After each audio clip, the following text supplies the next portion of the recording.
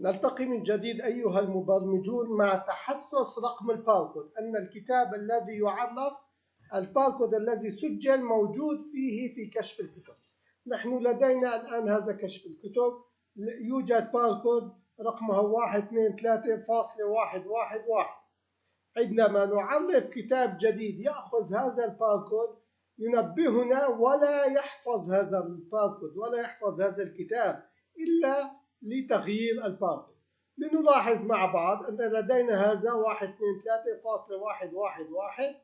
عندما نضع كتاب جديد ونختار له نفس الباركود ونسجل لنفترض تجريبيا هذا الزر نحن سميناه في الدروس الماضية زر التأكد. يوجد مادة مشابهة نفس الباركود ويعطينا اسم المادة التي هي DDD، إنها ليس الاسم الذي نحن سجلنا. فإذا لنستعرض مع بعض هذه البرمجيات كيف تم التحسس. افتراضيا نحن في هذا الزر نقوم بفتح ملف data M التي هي كشف المواد، لأنها هي التي سوف تساعدنا في هذا المجال. نلاحظ كتاب جديد يأخذ user form 2M. إذا اخترنا ال 2M وهنا لاحظنا أنه هذا الزر افتراضيا يأخذ ما هو موجود. إذا تجاوزنا البرمجيات السابقة نلاحظ هنا يأخذ أمر ليفتح ملف الداتا M ويحسب ما هي عدد الخلايا الموجودة بالداتا M. في الخلية Y1 نستطيع أن نعرف عدد الأسطر الموجودة في الداتا M. لنفتح مع بعض الداتا M الموجودة بالCUS الداتا M ونستعرض مع بعض Y1 ما هي عددها. الداتا M هي الكتب الموجودة، والY1 للتأكد إنها تعطي رقم وهي دالة تعطينا عدد الخلايا المكتوبة في هذا المجال في هذا العمود. استعرضنا أنه رقم 5. أما باقي البرمجيات نلاحظ أننا نقف ونعطي أمر أننا يجب أن نقف على L2. الخلية L2 هي عبارة عن، إذا عاودنا الذهاب إلى الداتا M، الخلية L2 هي عبارة عن التصنيف. إننا وقفنا في آخر الجدول. هذا الجدول يحتوي على عدة بيانات آخرها الداتا M. إننا الآن سوف نأخذ سطر سطر. البرمجيات الموجودة هنا سوف تؤخذ سطر سطر لكي تقارن 5 أسطر. عندما يكون العدد أكثر يكون مقارنة أكثر. سطر سطر تقارن إذا كان الباركود موجود. طبعا نحن الباركود موجود في المجال الذي هو ناقص 11. إذا أخذنا الخلايا الموجودة هنا نقف في العمود A الذي هو يتواجد فيه الباركود ورقمه ناقص 11. نلاحظ هذا هو الباركود. أما لسهولة البرمجة تم الوقوف في التصنيف لكي نستطيع أن نقول ناقص 10 ناقص 9 إذا كان المستخدم يريد أن يتحسس بعدة خيارات. يريد أن يتحسس باسم المؤلف ألا يتكرر مع رقم الباركود وعدة أمور.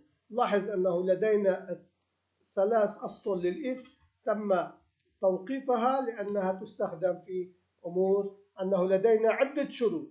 أما هنا الشرط الذي موجود لدينا هو أننا عندما نقف على L2 نحددها وتبدأ الحلقة التي تقول سوف أعمل من 0 إلى 5، أي إلى J1 التي هي أخذت رقم 5 عدد الأسطر الموجودة.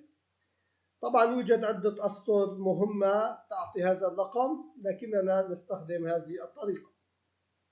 أما J2 وهو المتغير الذي يأخذ الخلية المحددة، نحن هنا حددنا L2، فإذا هذا المتغير يأخذ ما هو موجود بالL2. تبدأ الشرط الشرط يقول الخلية المحددة تذهب ناقص 11 وتقارن هل هي تساوي الجيم جيم. ما هو الجيم جيم؟ الجيم جيم هو عبارة عن الباركود التي تم تسجيله من قبل المستخدم في هذه المادة الجديدة. فإذا لدينا جيم جيم 1 أخذت عدد الأسطر، جيم جيم 2 أخذت الخلية التي نحن نقف عليها وثم أدرجت لها ناقص 11، وبذلك عرفنا أن الباركود الموجود في هذا السطر. أما الجيم جيم نلاحظ أنها أخذت الباركود الذي نحن اخترناه. لاحظ هنا الجيم جيم أخذ رقم الباركود الذي هو 33. عندما نستعرض نلاحظ أن الباركود هنا هذه الخانة التي هي اسم الباركود رقمها 33. هذه الأداة. فإذا استكملنا 3 متغيرات، والآن سوف تبدأ الحلقة لكي نستكشف مع بعض أن البرمجة دالة مكررة أو لا. فإذا نبدأ بالسطر الذي نحن حددناه الذي هو السطر الثاني ونقارن. إذا كانت المقارنة صح نستطيع أن ندمج هذا النص. يوجد مادة مشابهة لها نفس الباركود ونعطي اسم الباركود. نستطيع أن ندمج هذا النص في الأداة التي اسمها 48 تكست بوك 48. ما هي التكست بوك 48؟ هي أداة شفافة موجودة هنا تكست بوك 48 لا يوجد لها نص، نحن نضيف لها نص لكنها ملونة بلون أحمر. نلاحظ هذه الأداة عندما نكتب فيها الآن سوف يتم تسجيل عشوائي، كتابة عشوائية تأخذ هذا الخيار. فإذا هي أداة شفافة غير ظاهرة ومخفية، نعطيها خاصية الإظهار عندما يتحقق شرط أن المادة مكررة.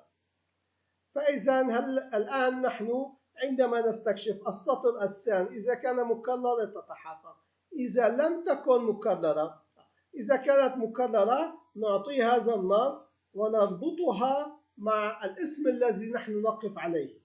الاسم الذي نحن نقف عليه وهو الأكتيف سيلز أوفيس ناقص 10. ناقص 10 بالداتا ام هي اسم الكتاب. فإذا نحن ناقص 11 هو رقم الباركود، أما ناقص 10 هو رقم الكتاب. إذا كان هذا الباركود طبعا إنه مكرر لأننا في السطر الثاني هو التكرار عندنا، نعطيه اسم الكتاب المكرر لكي يتذكر المبرمج أنه لديه نفس الباركود. أما الخطوات التالية نقوم بعملية إظهار للتكست بوك 48 يتم إظهارها ويتم الرجوع إلى الويندوز داتا ام وإغلاقها بدون حفظ لكي نستفيد من الذاكرة ونستفيد من السرعة الموجودة في البرمجيات، لأننا لم نقم بعملية تغيير بالداتا ام. وثم تنتهي البرمجة. تنتهي البرمجة لأننا لا يوجد حاجة لإكمال الحلقة لأننا وجدنا التكرار. أما إذا لم يكن موجود التكرار نلاحظ هذه هي الأسطر التي تستخدم إذا لم يكن التكرار موجود، وهي عملية أننا نفعل الخلية الأخرى، الخلية الثانية. نحن الآن واقفون بالسطر الثاني. هذا السطر يعطي أمر لكي ننزل إلى السطر الثالث ويعود النكست مع الآي يتحسس إذا كان السطر الثالث الباركود مشابه. عندما ننتهي من الحلقة أيضا نقوم بإغلاق الداتا ام، أي أننا إذا لم يكن يوجد تكرار تنتهي الداتا ام تغلق بدون حفظ،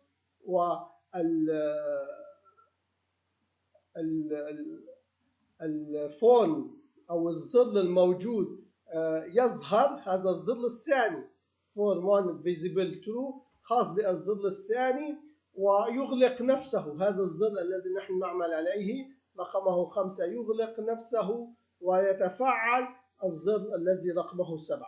الزر رقمه 7 موجود ضمن فريم واحد.